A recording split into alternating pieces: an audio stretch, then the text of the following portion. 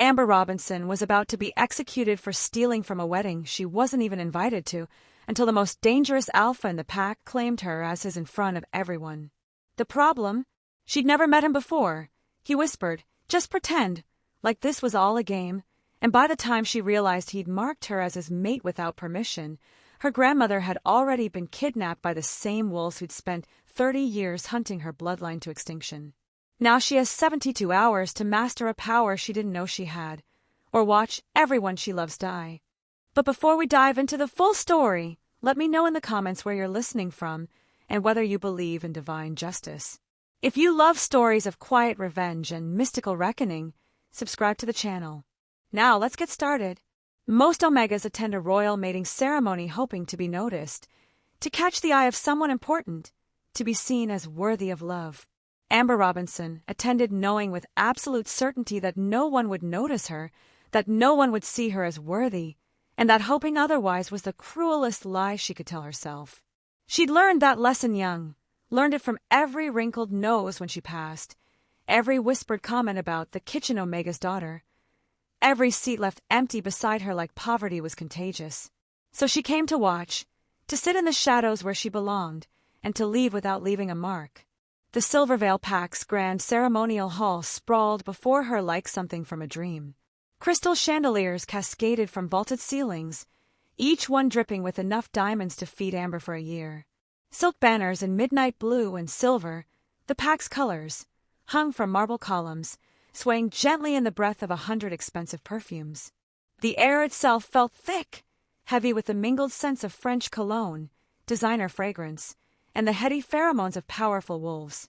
Amber's thrifted dress, pale blue, loose in places it should have fit, smelling faintly of the lavender soap she'd scrubbed it with, felt like a confession. I don't belong here. I never did. She wasn't here as a guest. She was here because the pack coordinator had taken pity on Elena Robinson's orphan daughter and offered her a seat in the very last row. Charity, the kind that came with a tight smile and an unspoken understanding. Be grateful. Be quiet. Don't make us regret this kindness. Amber slipped into her seat, keeping her eyes down, her movements small. Around her, the hall buzzed with energy, wolves greeting each other with air kisses and firm handshakes, discussing business mergers and territorial agreements like this wedding was just another boardroom. Because for them, it was. The ceremony began with a trumpet flourish that made Amber jump. At the altar, framed by an arch woven with moonflowers and white roses, stood the bride and groom, Celeste Mordain and Drake Hale, heirs to two of the most powerful bloodlines in the Northern Territories. Celeste wore a gown that probably cost more than Amber's cottage. Drake stood tall in a silver suit, his alpha presence radiating even from this distance. They were beautiful. Perfect. Exactly what powerful wolves were supposed to look like. Amber watched from her corner in the shadows, invisible among the few lower-ranking pack members scattered in the back rows. She observed the high-ranking Omegas in the front, preening in their designer dresses, their necks adorned with mating marks from wealthy alphas. She watched the way powerful wolves leaned toward each other, voices low and important, completely unconcerned with the ceremony happening before them. No one's seat was as far back as hers. No one sat quite as alone. This is fine, she told herself, clutching her small cloth satchel in her lap. You're here. You're watching.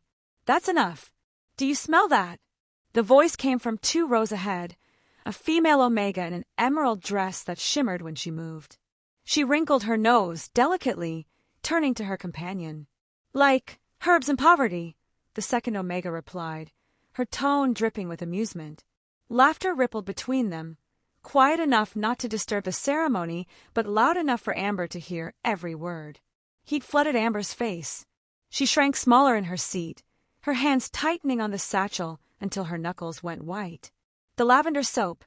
They were smelling the lavender soap she'd used because it was all she could afford. Invisible, she reminded herself. You're invisible. Just endure this and go home. The officiant's voice rose, declaring the couple bonded for life. The assembly erupted in polite applause. Crystal glasses appeared as if by magic, champagne bubbling gold in the chandelier light. To the union of Mordain and Hale, someone shouted. The pack roared its approval. Amber shifted in her seat, uncomfortable, Her satchel balanced precariously on her lap because there was no table, no surface, nothing for wolves in the charity seats. The satchel slipped. She grabbed it, but her fingers caught only air. The cloth bag tumbled to the marble floor, and its contents scattered with sounds that seemed impossibly loud in the champagne-buzzed hall. A hand-woven charm, her grandmother's protection blessing, skittered across marble. A half-eaten bread roll, wrapped in cloth, tumbled free. 3 copper coins rolled, clinking with each rotation, the sound cutting through conversation like bells tolling. Heads turned. Amber dropped to her knees, her hands shaking so badly she could barely grasp the coins. Please, please, just let me pick these up and disappear. Everyone remained seated. The voice sliced through the murmur of conversation. Officer Tony Gardner stood 3 feet away, his expression hard, his hand resting on the weapon at his belt. 2 other officers flanked him, Edward Wallace and Jeremy Haynes, their eyes locked on Amber like she was something dangerous. Amber's heart hammered against her ribs. I'm sorry, We have reason to believe, Gardner continued, his voice carrying to every corner of the now silent hall, that someone has tampered with the ceremonial gifts. The air left Amber's lungs. No, I didn't touch anything, I swear. Stand up, Omega. Officer Wallace's hand closed around her arm, hauling her to her feet with enough force to make her stumble. Her copper coins scattered further. Her grandmother's charm lay forgotten on the floor. The entire assembly watched. Hundreds of eyes, hundreds of wolves bearing witness. Gardner picked up her satchel with deliberate slowness, like it might be evidence in a trial. He opened it, pulled out the bread roll, held it up for the crowd to see. Snickers erupted from the front rows. Officer Haynes bent down, retrieved the hand-woven charm, turned it in the light. Where did you get this, Omega? This wasn't yours to take. My grandmother made it, Amber whispered, her voice breaking despite her best efforts. It's just protection. It's mine. I didn't steal anything. You brought food into a royal mating ceremony? Gardner's eyebrow arched, his tone mocking. Because you couldn't afford to eat at your own pack celebration? More laughter now. Not polite. Not uncomfortable. Open, cruel amusement at the poverty Omega who dared to show her face among her betters. Amber's vision blurred. She blinked hard, refusing to let the tears fall, refusing to give them that satisfaction. This is it. This is the moment they'll remember. Not invisible anymore. Just pathetic. I think we should search her more thoroughly, Wallace said, reaching for her again. Make sure she hasn't taken anything else. That's enough. The voice didn't shout. It didn't need to. It carried the kind of authority that made wolves' spines straighten on instinct, made the officers freeze mid-motion, and made the entire hall fall into breathless silence. The crowd parted like water, and he walked through. Tall, easily 6'3" or 6'4", broad-shouldered in a midnight black suit that fit like it had been tailored to his exact measurements, because it absolutely had been. Dark hair, storm-gray eyes, and a presence that made the air feel thinner, made it harder to breathe. Every step he took radiated power, control, danger barely leashed. Amber knew his face from pack records, from whispered gossip. Rian Hale, the groom's estranged brother. The alpha who'd turned his back on pack politics 5 years ago and vanished. The one they said had gone rogue, too disgusted by his family's cruelty to stay. He stopped beside her and placed one steady hand on her shoulder. The touch burned through the thin fabric of her dress, sending heat racing down her spine like wildfire. Amber gasped softly, confused by the intensity of it, by the way her wolf stirred for the first time in her life with something that felt like recognition. Like homecoming. Rian looked at Officer Gardner with eyes that promised violence if the next words out of the officer's mouth were wrong. She's with me, Rian Hale said, his voice low and absolutely final. The hall went silent. Completely, utterly silent. An alpha didn't claim an omega like her. Not publicly. Not ever. It didn't happen in their world. It couldn't happen. Gardner's eyes widened. Alpha Hale, we were just. I know what you were doing. Rian's fingers tightened slightly on Amber's shoulder, not painful but possessive. Protective. The heat of his palm seeped through fabric, into skin, into bone. And you're done. Wallace opened his mouth. I closed it. The 3 officers exchanged glances that Amber couldn't read, some silent communication passing between them that made her stomach twist with unease. Then Gardner stepped back. "Of course, Alpha. Our apologies for the misunderstanding." They retreated into the crowd. The whispers rose like a flood, shocked, confused, outraged. Amber stood frozen, her copper coins still scattered at her feet, her whole world tilting on an axis she didn't understand. Rian Hale leaned down, his breath warm against her ear, his words meant only for her. "Pretend like you're with me. Just for tonight. Please." His hand stayed on her shoulder, steady and sure and absolutely impossible. Amber's heart hammered, so hard she thought it might burst through her ribs. Her wolf surged forward, desperate to lean into his touch, into his scent, pine and frost and something wild that sang to parts of her she'd never known existed. This was insane. This was a lie. This was... "Okay," she breathed, so quietly she wasn't sure he'd hear. But his fingers tightened, just for a moment, and she knew he had. The officers melted back into the crowd, furious but unable to challenge an Alpha's claim. The ceremony resumed around them, music playing, champagne flowing, conversation starting again in hushed, scandalized tones. But everything had changed. Because Amber Robinson, the Omega no one noticed, the kitchen worker's daughter who'd perfected the art of invisibility, was standing in the center of the Silvervale Pack's grand ceremonial hall with an Alpha's hand on her shoulder and every eye in the room watching her like she was something that mattered. And she had absolutely no idea what happened next. Chapter 2. The Pretend Arrangement. Rian's hand stayed on Amber's shoulder as he guided her through the crowd. Every step felt like walking through fire. Hundreds of eyes followed their movement, tracking them like predators watching prey that had suddenly become interesting. "That's the kitchen Omega," someone whispered, not bothering to lower their voice. "What is Rian Hale doing? Is he trying to insult his brother? At Drake's own wedding?" The whispers multiplied, spreading through the hall like wildfire. Amber kept her eyes down, her face burning, her heart hammering so hard she thought everyone must be able to hear it. Rian's hand remained steady, warm, impossibly firm against her shoulder, an anchor in a storm she didn't understand. He led her to the front of the hall, to his seat, a chair positioned among the family section, where only the most important wolf sat, where someone like her had absolutely no business being. "Sit," Rian said quietly. Amber sat, because what else could she do? Her legs felt like water. The chair was upholstered in silk, soft in a way she'd never experienced. Around her, wolves in designer suits and gowns stared with expressions ranging from confusion to outright hostility. Rian settled into the chair beside her, his posture relaxed, like claiming a low-ranking Omega at his brother's wedding was the most natural thing in the world. He didn't look at her, but his voice was low enough that only she could hear. "I need you to stay close to me tonight. Just tonight. In return, those officers won't touch you again." Amber's hands twisted in her lap. She was still shaking. "Why?" Her voice came out barely above a whisper. "Why me?" Rian's jaw tightened almost imperceptibly. "Because you were convenient." He paused, then added, "And because I need people to think I have attachments here. Weaknesses. It'll keep certain wolves off my back." "I don't understand." "You don't need to." His tone wasn't cruel, but it was final. "Just stay close. Play along. By tomorrow morning, you can forget this ever happened."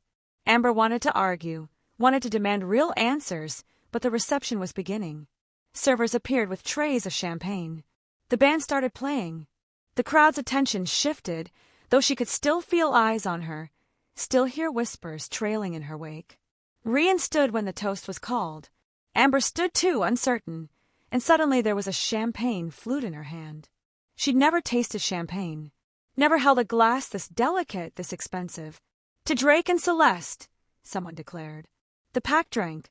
Amber brought the glass to her lips, and bubbles burst against her tongue, sweet and strange, and nothing like the water and tea that made up her usual diet. When she sat again, Rian leaned closer. "My companion for the evening," he murmured, as if reminding himself. "That's all you are. Nothing more." But his scent wrapped around her, pine and frost and something wild that made her wolf restless, made her want to lean closer instead of pulling away. The performance continued. Rian played his part flawlessly. He stood when she stood, nodded to pack members who approached, introducing her with vague phrases that meant nothing. A friend. Someone under my protection. He never elaborated. Never explained. And the pack treated her differently now. Some wolves approached with cautious respect, eyeing her like she might be a trap. Others glared with thinly veiled hostility, as if her presence beside an alpha was a personal insult. Amber sat frozen through it all, her hands clasped in her lap, her mind spinning. You haven't eaten.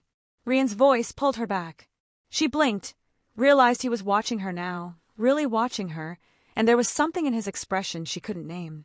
I'm not hungry, she lied. You're shaking. Without waiting for permission, he stood and moved to the high table, the one reserved for family and honored guests. He returned with a plate piled with food, roasted meat, glazed vegetables, bread that was still warm. Real food, the kind she only saw when she helped serve it to others. He set it in front of her. Eat. It wasn't kind, exactly. His tone was too commanding for kindness, but it wasn't cruel either. It was practical, like she was a problem he needed to solve. Amber picked up the fork with trembling fingers and took a small bite. The meat melted on her tongue, rich and perfectly seasoned. She hadn't eaten anything this good since she couldn't remember. Rian returned to his seat, his attention shifting back to the crowd, but she felt his awareness on her like a physical touch. 20 minutes later, Amber couldn't take it anymore. The stares, the whispers, the weight of pretending to belong somewhere she absolutely didn't. It was suffocating. I need to use the restroom, she whispered. Rian's eyes flicked to her, assessing. Then he nodded once. Don't wander. Come straight back. She fled before he could change his mind. The restroom was blessedly empty. Amber leaned against the marble sink, staring at her reflection. Her eyes were too wide, her face too pale. She looked terrified. She was terrified. Just get through tonight, she told herself. Tomorrow, this all goes back to normal. She took her time washing her hands, steadying her breathing. When she finally emerged, the corridor outside was dim and quiet. She started back toward the reception hall and froze. Voices, low and urgent, coming from a shadowed alcove just ahead. This wasn't the plan. Officer Gardner's voice, tight with frustration. Rian wasn't supposed to interfere. The girl was just bait. That was Wallace. We needed him to show his hand, not claim her. Amber's breath caught. She pressed herself against the wall, hidden in shadow. She's a problem now, Gardner continued. If he's actually protecting her. Then we move to phase 2, Wallace interrupted. She's just an Omega. Disposable. Disposable. The word hit Amber like a physical blow. She bit down hard on her lip to keep from making a sound. Footsteps. The officers moved away, their conversation fading. Amber stood frozen for a long moment, her heart racing, her mind spinning. Bait. They used me as bait. She forced herself to move, to walk back to the reception on legs that felt numb. When she slipped into her seat beside Rian, he turned immediately. His eyes narrowed. What happened? Nothing, You're pale. His hand moved like he might touch her, then stopped. Amber. What happened? She shouldn't tell him. She should keep her head down, stay invisible, survive the night, and never think about this again.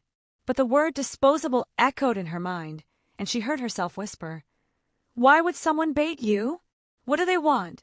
Rian went completely still. His expression hardened into something dangerous. You heard them, he said. It wasn't a question. Amber nodded, her throat tight. Rian's hand closed around her wrist, gently, but firm enough that she felt the leash strengthen his grip. Come with me. Now. He pulled her through the crowd, ignoring the stares, the whispered questions. They emerged onto a balcony, overlooking the pack's formal gardens. The night air was cool, sharp with pine. Rian released her wrist and paced to the railing, his hands gripping stone. This was a mistake, he said, more to himself than to her. I thought one night would be enough, but if they're already adjusting plans. What plans? Amber demanded. What's happening? Why did they? Rian turned, and for the first time, he really looked at her. Not as a convenient prop, not as a problem to solve. He looked at her like she was a puzzle he couldn't quite figure out. You're sent, he said slowly. It's not normal for an Omega. Amber blinked. What? Where's your family from? Your mother, What was her bloodline? I don't know. Amber wrapped her arms around herself. My mother never talked about it. She always said the past didn't matter, that we were back now and that was enough. It matters now. Rian's voice was grim. Before Amber could respond, music drifted from the hall. A waltz. Rian's expression shifted, became calculating. We need to go back in, he said. If we stay out here too long, they'll know something's wrong. He offered his hand. Dance with me. I don't know how to. Just follow my lead. Amber placed her hand in his, and heat shot up her arm. They returned to the reception hall, to the dance floor where other couples swayed in elegant circles. Rian's hand settled on her waist. Amber went to his shoulder. They were too close. Close enough that she could smell him properly now, pine and frost and something wilder, something that made her wolf surge forward with longing. He moved, and she stumbled, but his grip tightened, keeping her steady. Relax, he murmured. How could she relax when every nerve in her body was on fire? When his scent was drowning her, making her dizzy. They swayed together, awkward and tense, but the crowd watched with approval. This was what they wanted to see. The estranged Hale brother showing attachment, showing weakness. Rian inhaled sharply, his fingers tightening on her waist. His eyes were unfocused for a moment, like he was struggling with something internal. You're sent, he said again, his voice rougher now. It's like... He didn't finish. His jaw clenched, and he looked away. The song ended. Rian released her immediately, stepping back like the contact had burned him. An hour later, the reception was winding down. Rian arranged for a car, his car, sleek and black and probably worth more than Amber's cottage, to take her home. At the entrance, he stopped her with a hand on her arm. Lock your doors tonight, he said, his voice low and serious. Don't open them for anyone, especially not those officers. Amber's stomach twisted. You think they'll come after me? I don't know what they'll do. That's the problem. His hand dropped. Just be careful. She should leave. She'd get in the car and never look back. Instead, she heard herself ask, Will I see you again? Rian's pause stretched too long. When he finally answered, his voice was carefully neutral. For your sake, I hope not. Then he turned and walked back into the hall, leaving Amber standing alone in the night air. Her world tilted on an axis she didn't understand, with more questions than answers, and the lingering burn of his touch still warm on her skin. Chapter 3. Suspicions and Secrets. Amber woke to sunlight streaming through the gap in her curtains, and the disorienting sensation that the previous night had been a dream. But the dress draped over her chair told a different story. Pale blue fabric that still smelled faintly of champagne and something else, pine and frost and wild things.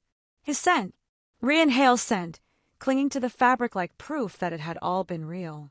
She sat up slowly, her body aching with tension she'd carried through a sleepless night. When she'd gotten home, she checked the locks 3 times, jumped at every sound, stared at shadows until her eyes burned. Lock your doors. Don't open them for anyone. She reached for the dress, intending to hang it up, and something crinkled in the pocket. Her fingers closed around a business card, heavy cardstock, expensive. A single phone number printed in black ink. Nothing else. No name. No message. Just a number, slipped into her pocket at some point during the night without her even noticing. Amber stared at it for a long moment, then tucked it into her bedside drawer and tried to pretend her life could go back to normal. It couldn't. She went to work at the PAC's community garden, the same job she'd held for 2 years. Simple work. Weeding, planting, harvesting vegetables that would go to the PAC's communal kitchen. She kept her head down, focused on the soil beneath her hands, the familiar rhythm of work that had always been her refuge. But people stared. The other workers, mostly lower-ranking wolves like herself, watched her with expressions she couldn't read. Some are curious, some are hostile, none friendly. She was pulling weeds from the tomato beds when footsteps approached. Amber looked up to find Maya, another Omega who'd always been cordial if not warm, standing over her with her arms crossed. Is it true? Maya asked without preamble. Amber sat back on her heels, wiping dirt from her hands. Is that true? Are you with Rian Hale? The question hit like a slap. Amber opened her mouth, closed it. What was she supposed to say? Yes, but it's fake. No, But he told everyone I don't know what I am. It's complicated, she managed. Maya's expression hardened. Right. Complicated. She turned and walked away, leaving Amber alone among the tomatoes with dirt under her nails and no idea how to explain what she didn't understand herself.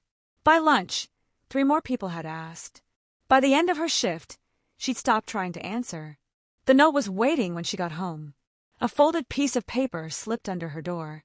No envelope, no signature, just words written in careful, unfamiliar handwriting. Your mother was Elena Thorne before she was Elena Robinson. Ask your grandmother what that name means. Amber read it 3 times, her heart hammering harder with each pass. Elena Thorne. Her mother had never mentioned that name, had never talked about her family, her past, anything before she'd come to Silvervale Pack.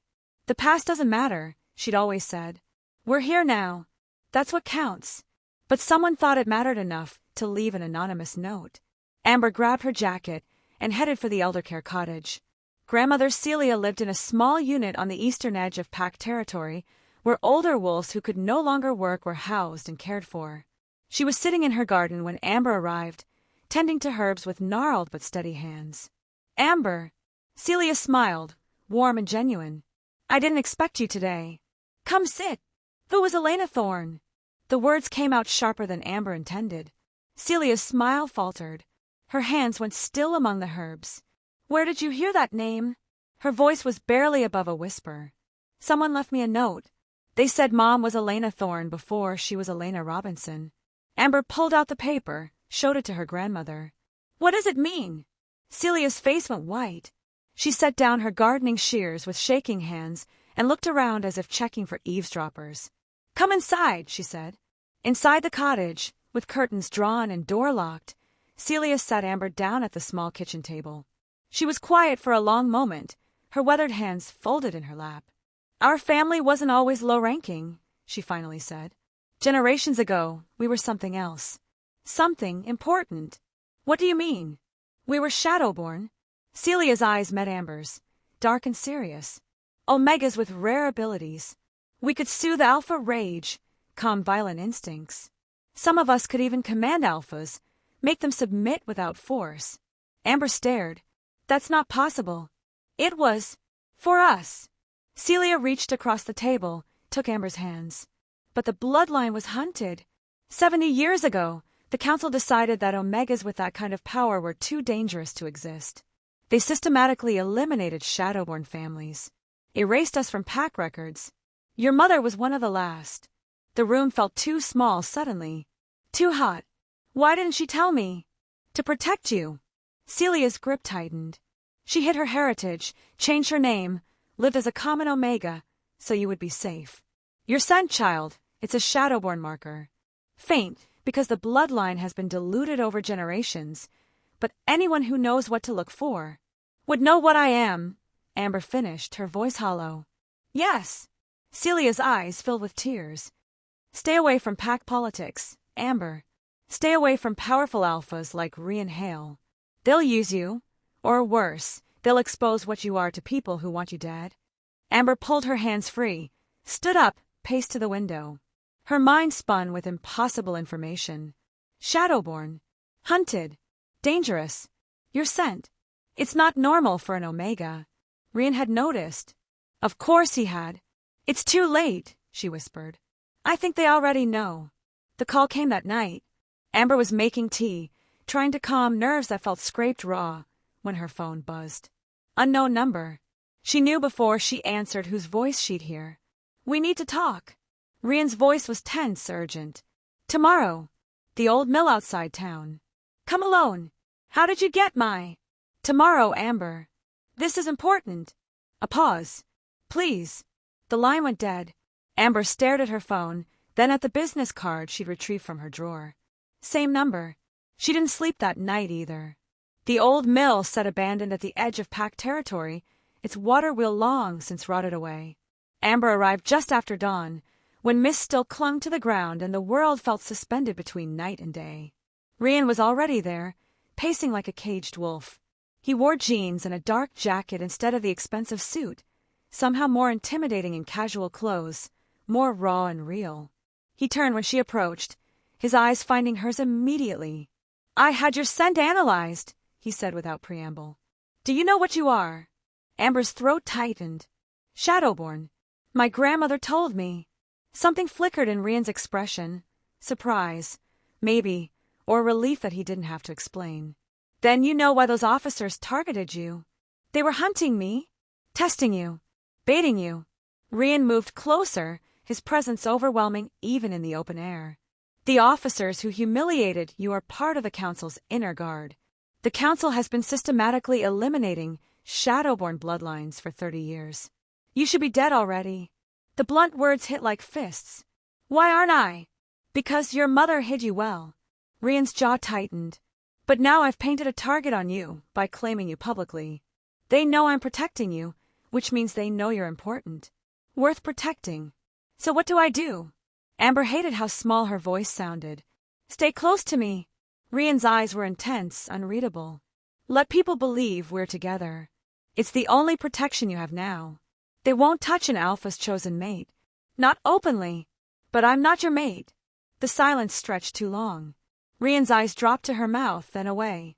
"No," he said finally, his voice rough. "You're not." But something in the way he said it felt like a lie. They stood in the shadow of the mill, the morning sun breaking through mist, and Amber felt it.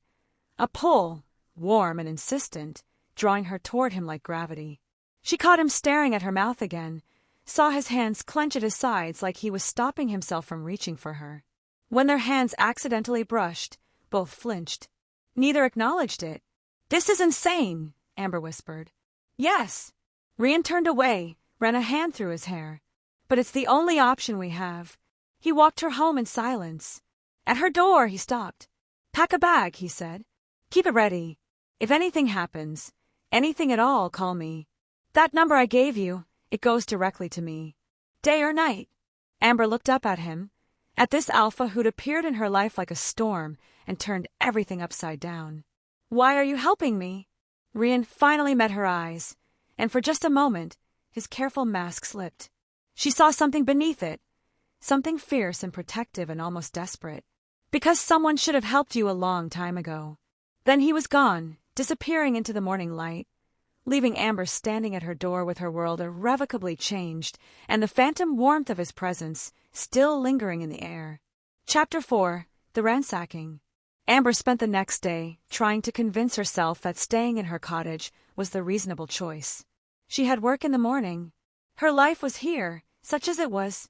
She couldn't just abandon everything because of vague threats and a mysterious alpha who'd swept into her life like a storm. Pack a bag. Keep it ready. She had packed one. It sat by her door, a small duffel with clothes and essentials. But she didn't use it, didn't call Rian, didn't run. "I'll be fine," she told herself as the sun set and shadows lengthened across her small cottage. One more night. Just to think. To process. It was a mistake. She arrived home just after dark, her arms full of vegetables from the garden she'd harvested after her shift. The cottage was dark, which was normal. But the door was ajar. Amber's stomach dropped. She set down the vegetables with trembling hands and pushed the door open slowly. "Hello!" No answer. Just silence, heavy and wrong. She stepped inside and her foot crunched on something. Glass. She looked down, saw shards scattered across the floor, and then her eyes adjusted to the darkness and she saw the rest. Everything was destroyed. Her small couch, overturned and slashed, stuffing spilling from the cushions like guts. The table where she took her meals, splintered into pieces. Her mother's few keepsakes, a small jewelry box, a porcelain figure, photographs in simple frames, smashed on the floor. Amber's hands flew to her mouth, stifling a scream. Someone had torn through her home like a tornado. Clothes ripped from her closet and shredded. Books scattered, pages torn. The kitchen cabinets emptied, dishes broken. They'd been searching for something, or sending a message. Amber moved through the wreckage on numb legs, her mind struggling to process. Who would do this? Why? Then she saw it. A torn piece of dark fabric caught on a splintered piece of furniture. She picked it up with shaking fingers. An officer's uniform patch. The Silvervale pack insignia is still visible. Her blood turned to ice. And then, worse, she saw something else in the corner. Grandmother Celia's shawl. The soft gray one she wore everywhere, the one she'd been wearing just yesterday, lying trampled among the debris. No. Amber ran. The eldercare cottage was a 5-minute sprint. Amber made it in 3, her lungs burning, her heart hammering so hard she thought it might explode. The door was open. Not just unlocked, open wide, hanging crooked on its hinges. Grandmother! Amber's voice cracked as she burst inside. Silence. The small living space was in chaos. A chair toppled over. Broken glass from a window. The herbs Celia had been tending, scattered across the floor like offerings. But no Celia. Amber searched frantically, the bedroom, the tiny bathroom, the garden out back. Nothing. No one. She returned to the kitchen, desperate, and that's when she saw the note on the table. Pinned down by a knife driven into the wood. Harsh scrawl in black ink. You should have stayed invisible, Omega. Amber's legs gave out. She collapsed into the remaining chair, her whole body shaking, the note clutched in her fist. They'd taken her. They'd taken Celia. Her hands fumbled for her phone. She had to call, had to. The business card. The number. She dialed with trembling fingers, barely able to see through tears. One ring. Amber! Rian's voice, sharp with immediate concern. They took her. Her voice broke completely.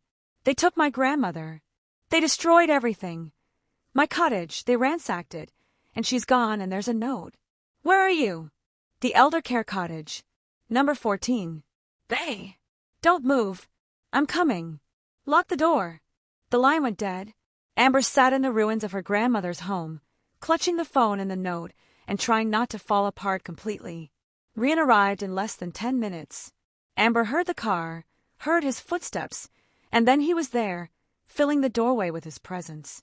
His eyes swept the scene, cataloging the damage with frightening speed before landing on her.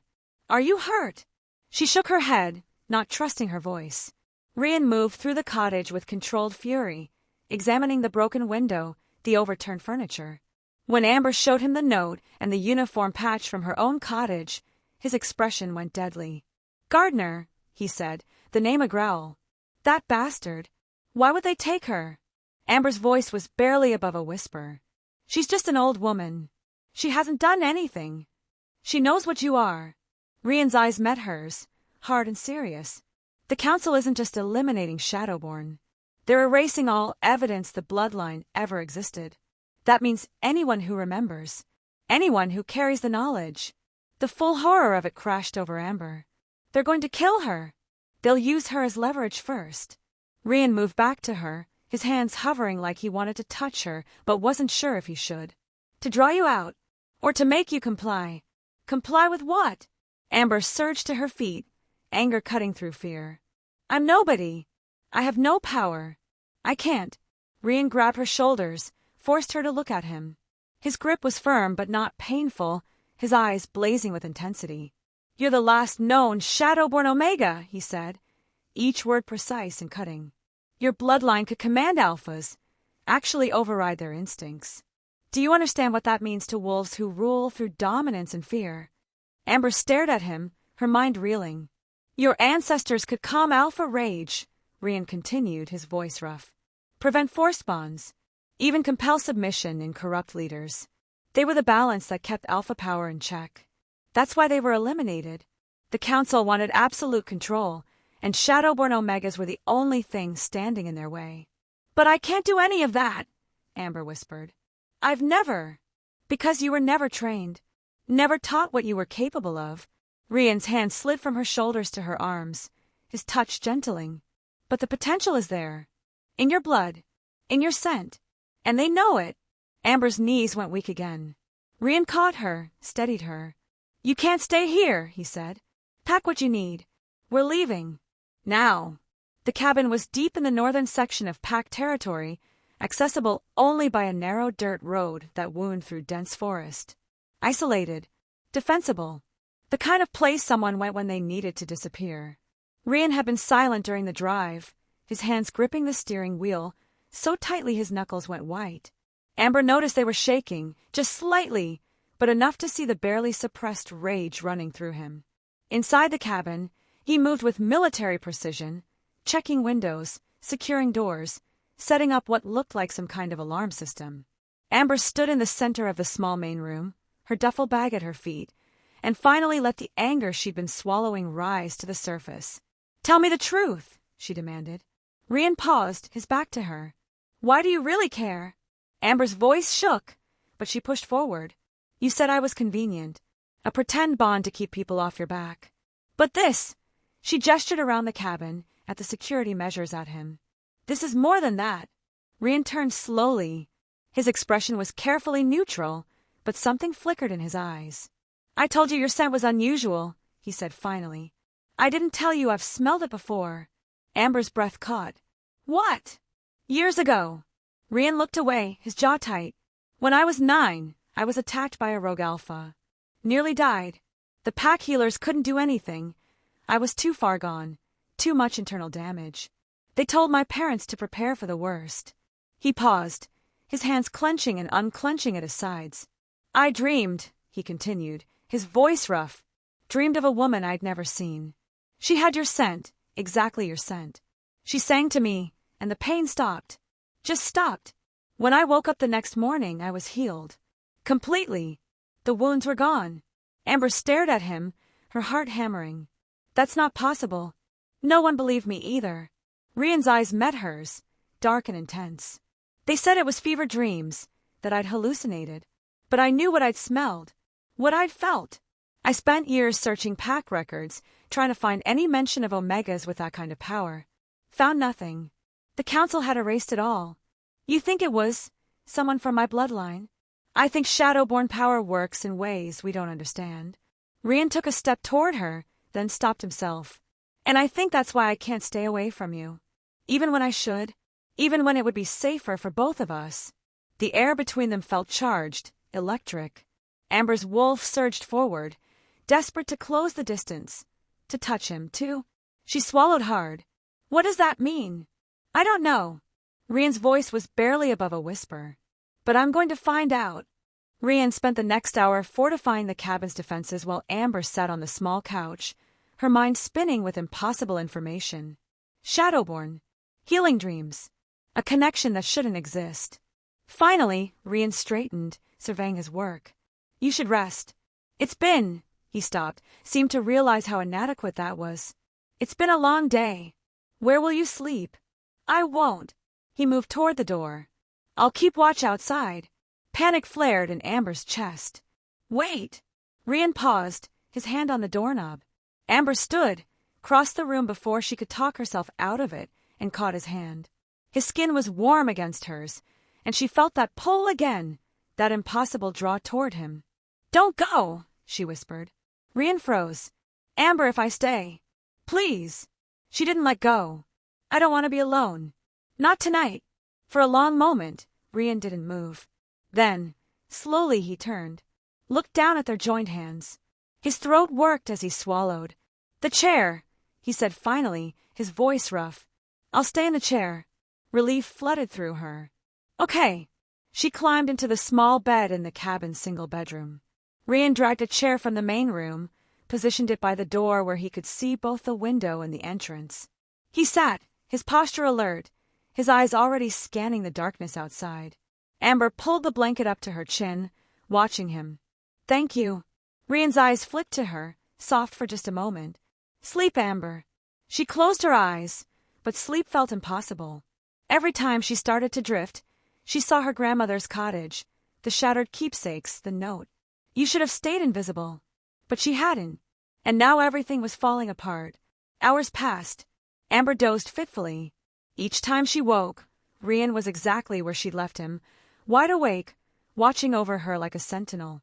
Finally, in the deep hours before dawn, exhaustion claimed her completely, and Rian Hale sat in his chair, guarding the Omega he couldn't explain, protecting the woman who'd somehow saved him before they'd ever met. Chapter 5: The Hidden Truth. Amber woke to pale morning light filtering through the cabin's small window and the immediate awareness that she wasn't alone. Rian sat exactly where she'd left him, still in the chair by the door, his posture alert despite the shadows of exhaustion beneath his eyes. He hadn't moved. I hadn't slept. Had spent the entire night watching over her like some kind of guardian. Their eyes met across the small room, and neither of them mentioned it. Didn't acknowledge the intimacy of waking up to find him there, or the way her wolf had settled during the night, knowing he was close. Rian stood, his movements stiff from hours of stillness. We need to start training. Training! Amber sat up, pushing hair from her face. If your bloodline could command alphas, you need to learn how before the council finds you again. His voice was matter-of-fact, but his eyes were intense. You can't run forever. Eventually, you'll need to defend yourself. I don't know how. That's why we're training. Rian moved to the center of the room, put distance between them. Your grandmother said Shadowborn could soothe alpha instincts. Calm, Rage. We're going to see if you can do it. Amber climbed out of bed on unsteady legs. Now! Now! Rian rolled his shoulders, and something shifted in his presence. His eyes began to glow faintly, that eerie alpha luminescence that marked dominance. The air around him grew heavier, charged with power that made Amber's instincts scream to submit. Try to calm me, he said, his voice deeper now, edged with his wolf. Amber stared at him, her heart hammering. I don't know what to do. Feel it. Your bloodline. Your power. Use it. She tried. Closed her eyes, reached for something inside herself that she'd never accessed before. Felt nothing but her own racing pulse and the overwhelming urge to lower her gaze, to show her throat, to submit to the alpha radiating dominance at her. I can't, she gasped. Again. They tried for an hour. Each time, Rian shifted into alpha mode, and each time, Amber's omega instincts overpowered everything else. She couldn't find whatever thread of power she was supposed to have. Couldn't access abilities she'd never known existed. Finally, Rian stopped, his eyes fading back to their normal storm gray. You're thinking like prey. Because that's what I am. Frustration bled into her voice. I'm an omega. You're an alpha. That's how this works. No. Rian crossed to her in 3 strides, caught her shoulders. That's what they taught you. What they wanted you to believe. But it's a lie. Amber looked up at him, breathing hard. You're not beneath me, Rian said, his voice fierce. Not in blood. Not in worth. Not in anything that matters. Say it. What? Say it. I am not beneath you. I am not. The words stuck in her throat. A lifetime of conditioning, of knowing her place, of staying small and invisible. Again, Rian demanded. I am not beneath you. Whispered, barely audible. Again. I am not beneath you. Stronger this time. Again. I am not beneath you. Louder. Something shifting inside her chest. Again. I am not beneath you. And this time she believed it. Her sense spiked, sharp and sudden, filling the cabin with something that made Rian stumble back a step. His pupils dilated, his breath catching. Again, he rasped. I am not beneath you. The words resonated now, carrying weight they hadn't before. And with them came something. A sense. A feeling. A thread. Amber gasped as she felt it. A connection between them, humming with energy she couldn't name. It ran from her chest to his, invisible but undeniable. When she focused on it, really felt it, she could sense him on the other end. His wolf, his emotions, the careful control he maintained over both. Pull on it, Rian said, his voice strained. The thread. Pull. She did, and watched in awe as Rian's aggression melted like ice under sunlight. His eyes widened, his posture shifting from dominant to something softer. His wolf yielded, not through force, not through submission to a stronger alpha, but because she'd asked it to.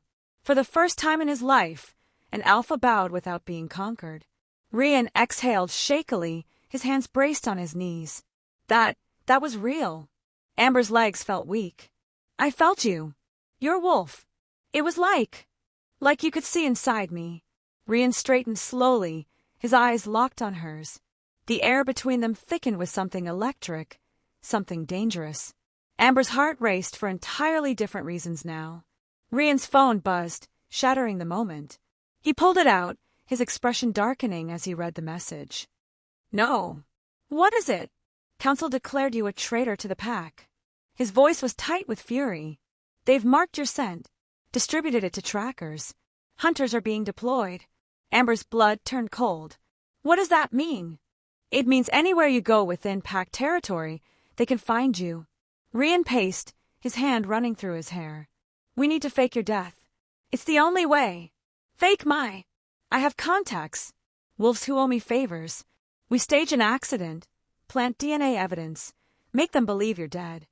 He looked at her, his eyes hard. But it means you lose everything. Your name. Your identity. Any chance of a normal life. Amber thought of her cottage already destroyed. Her job already lost. Her grandmother already taken. I don't care about normal, she said, her voice steady despite the fear. I care about my grandmother. We get her back, then I'll disappear. Rian studied her for a long moment, something like admiration flickering in his eyes. Then he nodded and pulled out a box from beneath the cabin's single bookshelf. Inside were old documents, yellowed with age. Pack records, he explained. The ones they didn't manage to erase completely. They spent hours poring over the documents, piecing together a history that had been systematically buried. Shadowborn weren't just healers, they were enforcers. The balance that kept alpha bloodlines from becoming tyrannical.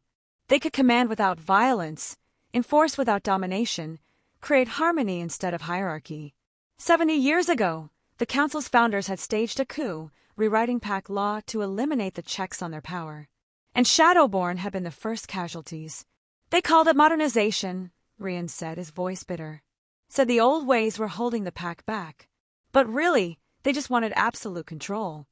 It was late when they finally stopped, both exhausted, sitting close over faded documents spread across the floor. The cabin was quiet except for the crackle of the fire Rian had built. I left my family because I couldn't stomach what they'd become, Rian said quietly, staring at the flames. Politics.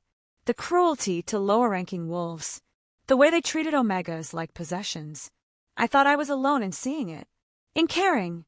Amber looked at him, really looked at him, and saw the loneliness that matched her own. You're not alone. Rian turned, and suddenly they were very close. So close she could see the flecks of silver in his gray eyes, could smell pine and frost and something uniquely him. His hand came up slowly, cupped her cheek with a gentleness that made her breath catch. This is a terrible idea, he murmured, his thumb brushing her cheekbone. Which part? Amber whispered. All of it. But he didn't pull away. His eyes dropped to her mouth, and she felt the thread between them hum with want. Amber leaned in, closing the distance. A howl echoed through the night, distant but clear. Then another, closer. Rian jerked back, on his feet in an instant. Hunters!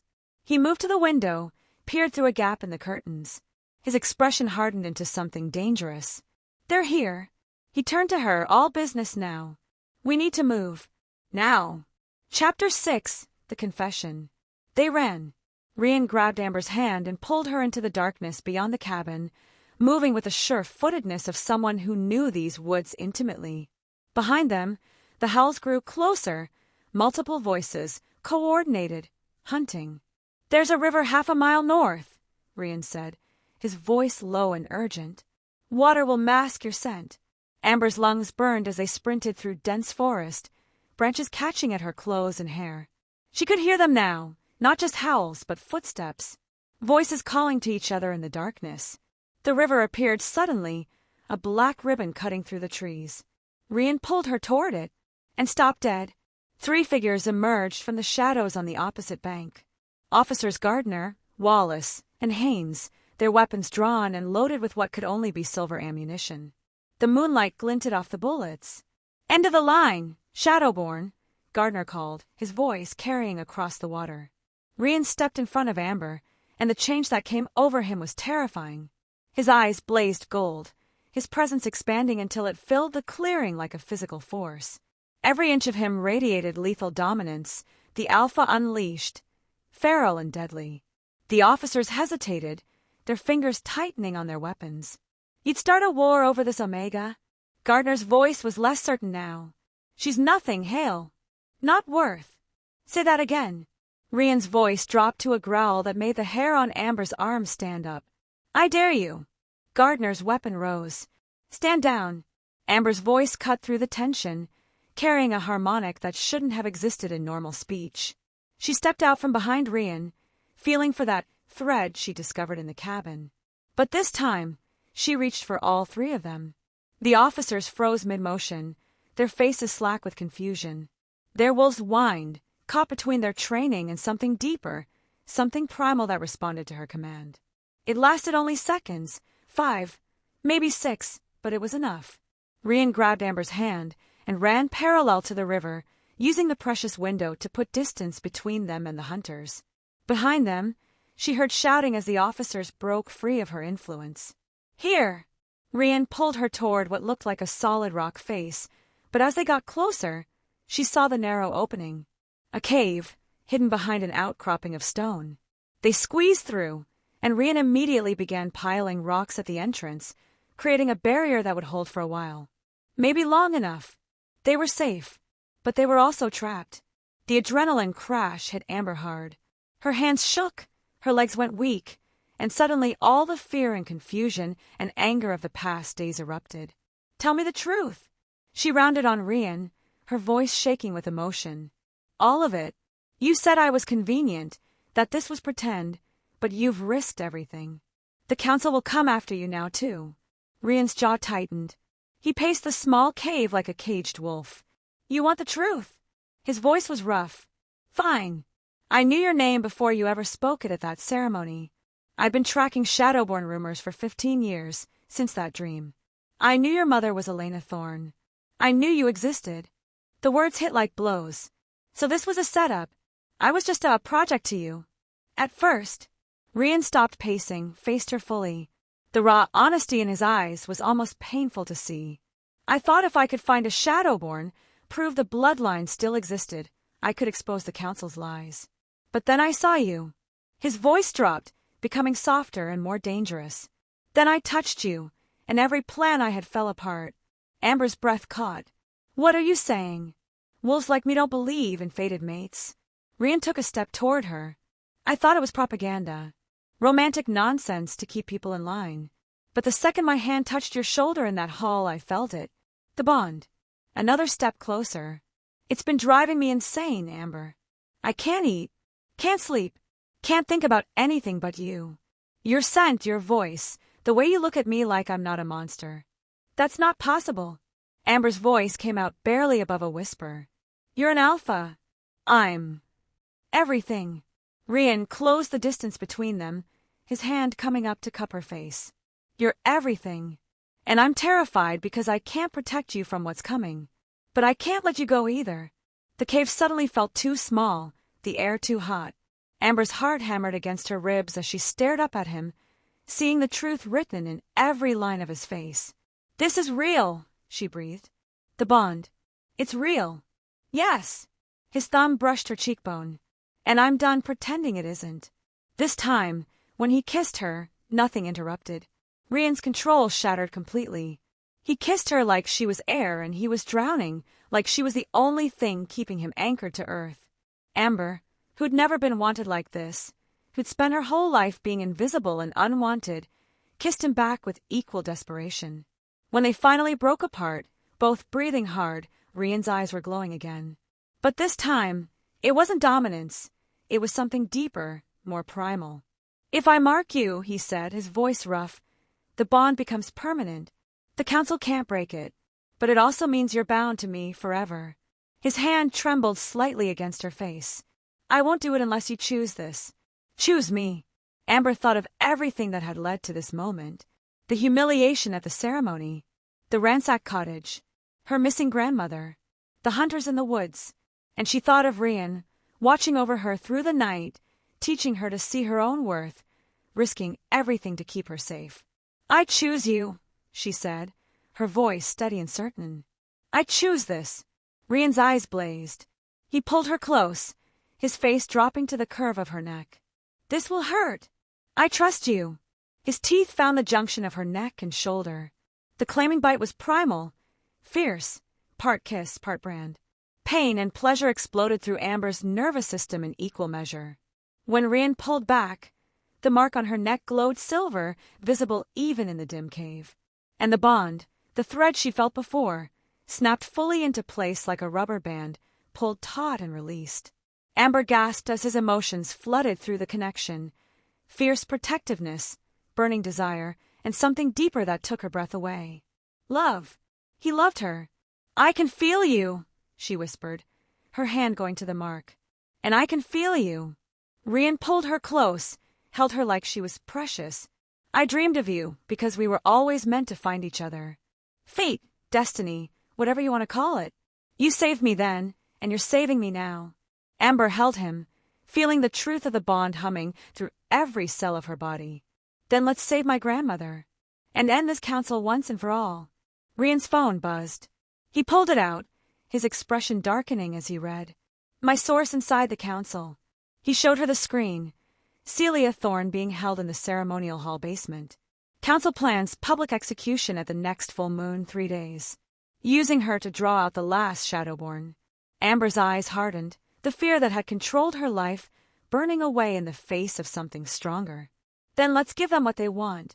Chapter 7, The Hunt. They spent the first day planning.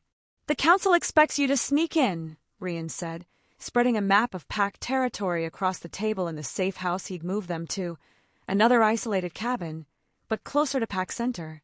They'll have guards watching the perimeter, tracking any unusual movement. So we don't sneak.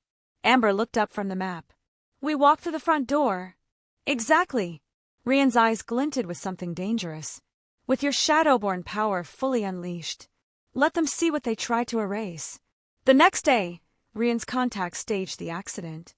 A burned-out car on a remote road. DNA evidence from a blood sample Amber had provided. Witness testimony carefully orchestrated. By nightfall, the council's hunters had been called off. Amber Robinson was officially dead. Now we prepare, Rian said. 3 days until the full moon. 3 days to turn a lifetime of submission into the power her bloodline promised. The training was intense. Rian pushed her harder than before, shifting into full alpha mode. Eyes blazing, dominance radiating in waves that should have driven her to her knees. But Amber had the bond now, could feel the thread connecting them, and she learned to use it. She learned to push and pull, to command without words, to project authority that came not from dominance but from something deeper. Something the Shadowborn had understood that modern wolves had forgotten. Power didn't have to be about force. It could be about balance. Again, Rian commanded, his alpha presence filling the room. Amber reached for the bond, pulled, and watched him stumble, his aggression melting into something softer. Better. His voice was strained. But you're still hesitating. Don't ask. Command. She tried again, and this time when she pulled on the bond, Rian's knees actually buckled. He caught himself against the wall, breathing hard, his eyes burning gold. The line between dominance and desire blurred. Amber felt it through the bond, the way her power affected him, the way commanding his submission did something to them both that had nothing to do with training. Training sessions began ending with them tangled together, breathless, fighting an attraction that grew more impossible to deny. You could bring me to my knees with a word, Rian admitted one night, his forehead pressed against hers, both of them still recovering from a session that had left them shaking. And I'd thank you for it. But suppressing the bond publicly took its toll. When Rian went into town to gather intelligence, to maintain his cover as the estranged Hale brother who had nothing to do with the dead Omega, Amber felt his pain through the connection. Mate bonds demanded acknowledgement. Denial hurt, physically, emotionally, spiritually. By the second day, Rian returned pale and shaking, his wolf so restless he could barely hold human form. You can't keep doing this, Amber said, catching him as he stumbled through the door. Have to. If they know we're mated. I know. But she could feel his agony echoing through the bond, making her chest ache. She pulled him to the couch, made him sit, and then carefully, instinctively, she sent soothing calm through the connection. Rian's eyes widened. What are you? Sure. She kept the flow steady, pouring peace into him through the bond until his trembling eased, his breathing steadied. It drained her, left her exhausted and wrung out, but she did it anyway. Because he was hers, and she was his, and mates protected each other. Thank you, Rian whispered, pulling her close. That evening, Rian's source sent new intel. Head Alpha Marcus Cade is leading the execution personally, Rian read from his phone, his expression grim. But there's more. They're searching for something, a Shadowborn artifact. A talisman that supposedly amplifies the bloodline's power. They think your grandmother knows where it is. Amber's breath caught. The pendant. What? My mother used to tell me stories. Amber stood, pacing. About a pendant passed down through Shadowborn generations. Shaped like a crescent moon. She said it was given to the first Shadowborn by the moon goddess herself. A conduit for their power. Rian's eyes narrowed. Where is it? Amber's throat tightened. She was buried with it. The graveyard sat at the edge of pack territory, quiet and forgotten. Amber's mother had been buried in the section reserved for lower-ranking wolves, simple graves marked with plain stones. Digging up her mother's grave was agony. Every shovelful of earth felt like betrayal. Amber's hands shook, tears streaming down her face as they worked in the pre-dawn darkness. Rian worked beside her silently, lending his strength. Finally, the shovel hit the wood. The casket had deteriorated over the years, but when Amber pried it open, there it was, resting on her mother's chest, untouched by time or decay. A silver pendant shaped like a crescent moon, gleaming as if freshly polished. Amber reached for it with trembling fingers. The moment she touched it, power surged through her like lightning. Her vision went white, and for one impossible moment, she heard her mother's voice, clear and strong. You were always meant for more, my heart. Claim it. Amber gasped, clutching the pendant. When her vision cleared, the world looked different. She could sense every wolf within a mile, feel their emotions, their wolves, the threads connecting them all in an intricate web of pack bonds. Amber! Rian's voice seemed to come from far away. I can feel them, she whispered. All of them.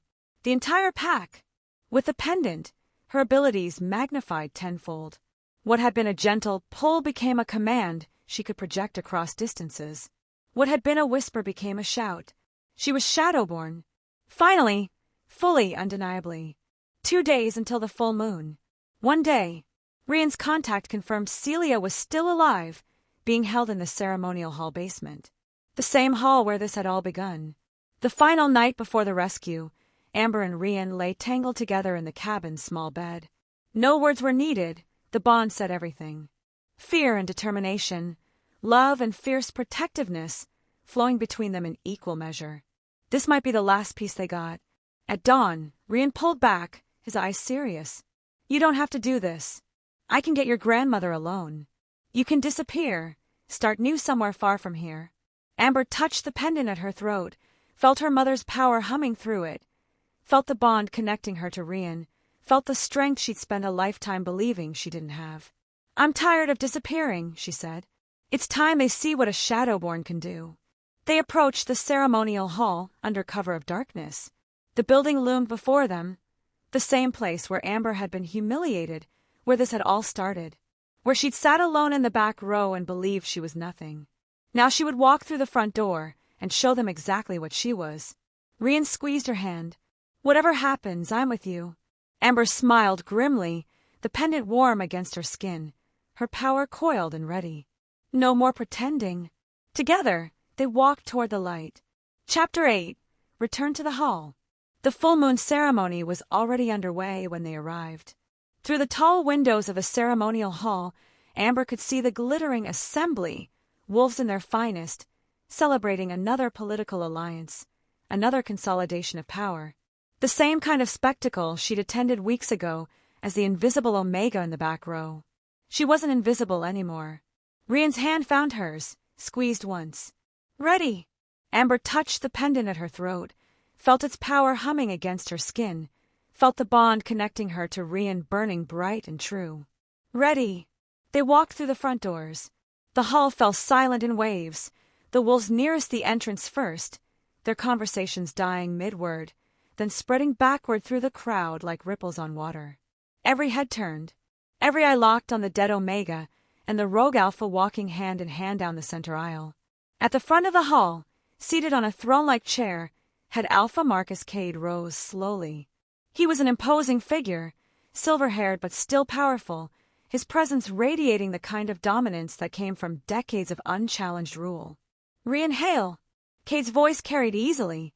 "And the dead Omega. How dramatic!"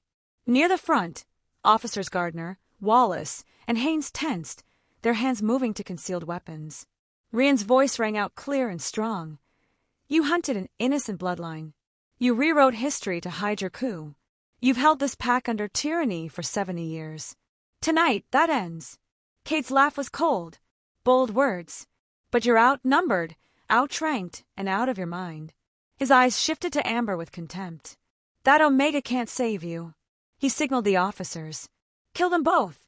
Gardner, Wallace, and Haynes moved forward, weapons drawn. The crowd gasped, some backing away, others pressing closer to watch. Amber stepped forward. She wore the pendant openly now, the silver crescent moon gleaming against her throat.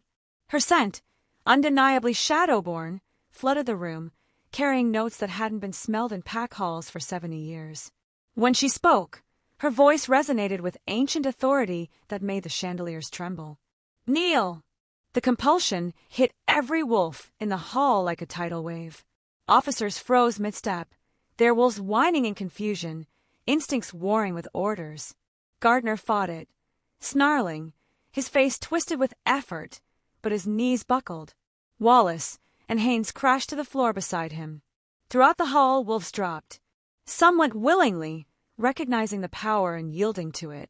Others fought, loyal to the council, but their bodies betrayed them. Only Cade remained standing. The head alpha's face was purple with rage and strain. Through sheer force of will, through decades of accumulated power, he resisted. His body began to shift, claws extending, fangs lengthening, his wolf rising to meet the challenge. "You think you can command me?" he roared and lunged. Rian intercepted him before he reached Amber, and the two alphas collided with brutal force. They crashed into chairs, sending them splintering. Cade was older but vicious, fighting with the desperation of someone who knew defeat meant losing everything. While they fought, the three officers recovered enough to move. They came at Amber from different angles, coordinated, trained, deadly. Amber dodged Gardner's lunge and used her power to freeze Wallace mid-strike. But Haynes got behind her, weapon raised. A side door burst open. Grandmother Celia stumbled through, bloody but alive, supported by a group of elderly wolves. Shadowborn survivors who'd been in hiding for decades, summoned by the surge of power only they could feel. They weren't warriors, but they didn't need to be. They added their voices to Amber's, their power to hers, and the officers went down hard. The hall erupted into chaos. Wolves choosing sides, council loyalists fighting those ready for change. But the tide had already turned. The Shadowborn elders moved through the crowd, calming rage, preventing bloodshed, creating space for justice instead of vengeance. Across the room, Cade landed a vicious blow that sent Rian crashing into the ceremonial altar. Blood splattered across white marble. Rian struggled to rise, his face pale. Something broke in Amber. She channeled everything, the pendant's power, the bond's strength, her ancestors' legacy, and projected pure dominance that rattled the windows. Enough! The hall fell absolutely silent. Every wolf, alpha included, dropped to their knees.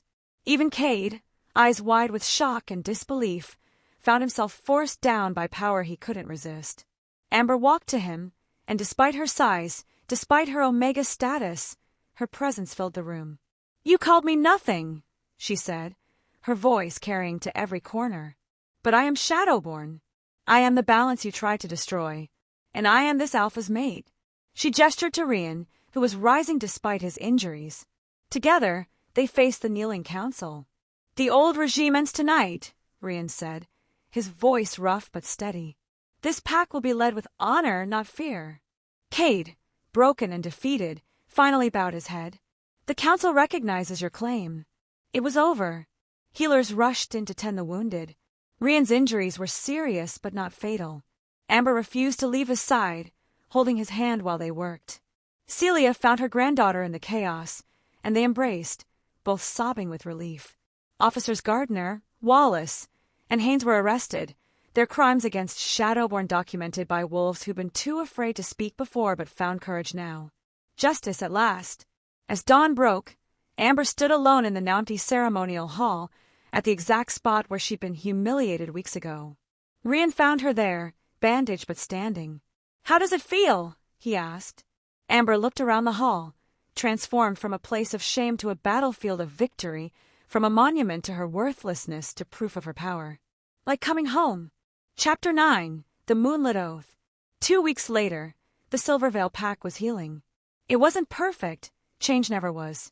But the council had been reformed with representatives from all rankings, including Omegas who'd never had a voice before. The Shadowborn Elders, emerging from decades of hiding, had begun training wolves with latent abilities. Amber spent her days learning alongside them, discovering the full extent of powers that had been buried for generations. The pack was learning what it meant to have balance again. Rian's physical injuries had healed, but the mate bond had kept him restless until Amber practically forced him to rest. They'd been inseparable since the battle, learning to navigate the bond, the politics, the future they were building together. It was on a quiet evening, watching the sunset from the cabin's porch, that Rian turned to her with unusual nervousness. "I want a public mating ceremony," he said. Amber looked up from the Shadowborn text she'd been studying. "We're already mated." "I know." Rian took her hand. "But I want everyone to know you're mine and I'm yours. No pretending. No politics. Just the truth." Amber's stomach fluttered. "A ceremony? In the hall? If you'll have me." His eyes were serious, vulnerable in a way that still surprised her. "Publicly. Officially. The way you deserve." She thought of the last ceremony she'd attended in that hall, sitting alone, invisible, believing she was nothing. "What if they don't accept me?" The old fear crept in. "I'm still just." "Stop." Rian cupped her face. "You're not just anything. You're Shadowborn. You're my mate. You're the wolf who changed everything." Amber felt the truth of it through the bond, his absolute certainty in her worth. "Yes," she whispered. "Yes." The pack came together to prepare the ceremony. This time, Amber didn't wear a thrifted dress that smelled of lavender soap and desperation. Celia and the other Omegas, including some who'd once sneered at her, brought her a gown of deep blue silk that shimmered silver in a certain light, like moonlight on water, symbolic of Shadowborn heritage. When Amber looked at herself in the mirror, she barely recognized the woman staring back. Confidence. Powerful. Seen. "Your mother would weep with joy," Celia said, adjusting the pendant at Amber's throat. The ceremonial hall had been transformed. The same building where Amber had been humiliated now glowed with warmth and welcome. Where there had been whispers of mockery, there were now smiles of genuine celebration. Where she'd once sat alone in the back, a place of honor waited at the front, not because she was an alpha's mate, but because she'd earned it. The pack assembled as the full moon rose. This time, when Amber walked down the aisle, she walked as herself, Rian Hale's mate in a Shadowborn air. The crowd parted with respect, wolves of all ranks bowing their heads in acknowledgement. Rian waited for her at the altar, and the look in his eyes made her breath catch. Love, pride, wonder.